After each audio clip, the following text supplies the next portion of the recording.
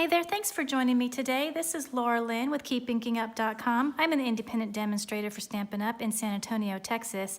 And yesterday I posted a video announcing the news about new accessories coming for the Stamparatus October 1st. So after thinking about that video, I realized I might want to do some other videos explaining why I believe this Stamparatus is a must-have tool for any stamper or paper crafter. So this is the first video in a series that I hope to make, showing you how to use the Stamparatus and some couple of tips and tricks, and explaining why I think it is such a valuable tool. So if you have any questions about the pieces and parts that come with the Stamparatus, I'll provide a link in the description below to the video where I talk about all of those things. But today I'm going to show you a couple of tips and tricks on using the Stamparatus. Okay, so for these couple of examples, I'm going to be using the Perennial Birthday stamp set that is in the annual catalog. I just love this stamp set. I use this sentiment a lot, this happy birthday sentiment. It's nice and big and I really like it. So one of the reasons why I really like the Stamparatus is it helps you stamp your sentiments straight. You don't have to worry about stamping any more crooked sentiments. This will really come save the day on that. So what I'm going to do is, well, first of all, I am using a clear mount stamp, which means I do not need to have this black foam mat. You only need this foam mat when you're using photopolymer stamps, because the photopolymer stamps don't have a foam built in. But if you can see on this clear mount stamp, you've got the foam in there, so I don't need that. So I'm going to put my piece of very vanilla cardstock in the corner of the Stamparatus. I like to put the paper in the corner. I will be using a magnet to hold the paper down, but should the paper shift in any process, I know that I can just simply slide it back into the corner and it'll be exactly where I originally started. And that's really important because this is a stamp positioning tool, so it is important to have your paper positioned exactly where you want it every time. So it'll help you with the other aspects of the Stamparatus. And now I'm going to place my stamp where I want it. I'm going to put it about in the center of the paper. I'm aligning it in between these two notches of the hinge. I don't know if you can see that really well. Maybe I'll lift it up here. If you can see these little notches on the hinge right here, that's kind of important because I'm going to be showing you the hinge step stamping.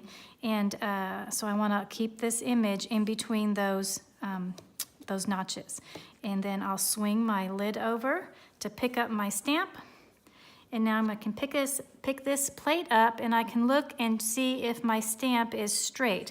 I don't know if you can really tell, but there are etched grid lines on this plate. And so you can look and see if it is straight. And that looks pretty good, but I can test it before I put it on my paper. I'm going to remove my paper. I have this grid right here on the on my Stamparatus. So I'm going to go ahead and ink up my stamp, and I'm using Mango Melody. This is one of my new favorite colors in the catalog this year. I just love this color. So I'm going to go ahead and ink up my stamp, and I'm going to stamp it down just on the Stamparatus, not on my paper. And then I can see on these grid lines that looks really straight. I'm going to go ahead and wipe that off, the ink off. Okay. Now I can put my paper back down in the corner and put my magnet on there. And now I can ink up my stamp. Now if it had been crooked, I could adjust the stamp on my plate and get it straight.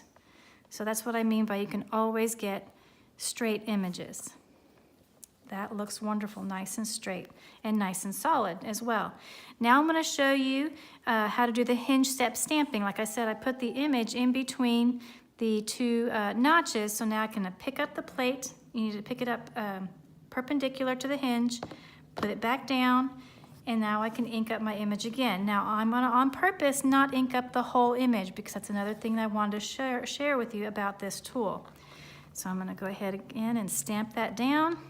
And see, I didn't get that last part of the image. Not a problem, because this is a stamp positioning tool, my stamp image will go directly on top of whatever I have stamped before. My paper is in the same spot, my stamp is in the same spot. So I can ink up my image again, the whole thing and stamp it down, and it will be directly on top. It's a perfect image.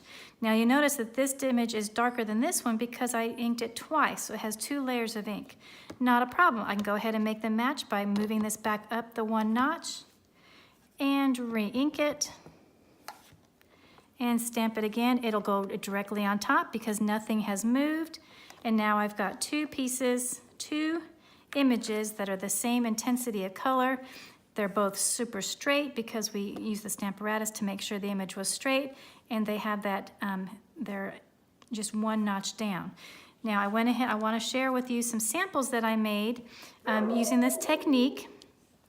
In this case, I kept changing the colors. Just make sure you clean your stamp in between, and then I kept moving them down a notch. I don't know if you can tell, I just kept moving them down a notch on that piece of paper. So I really like how that came out. I have another example very similar to it where instead of changing the color every time, I did the lemon lime twist and then black so that this particular one stands out more than the other. So anyway, I just wanted to share those couple of tips with you today about the Stamparatus. This is, like I said, the first in a series of videos, so I'll show you plenty more other fabulous ways to use this Stamparatus to show why I believe that it is a must-have tool for any stamper or paper crafter. So thanks again so much for joining me, and I will see you in the next video. Bye.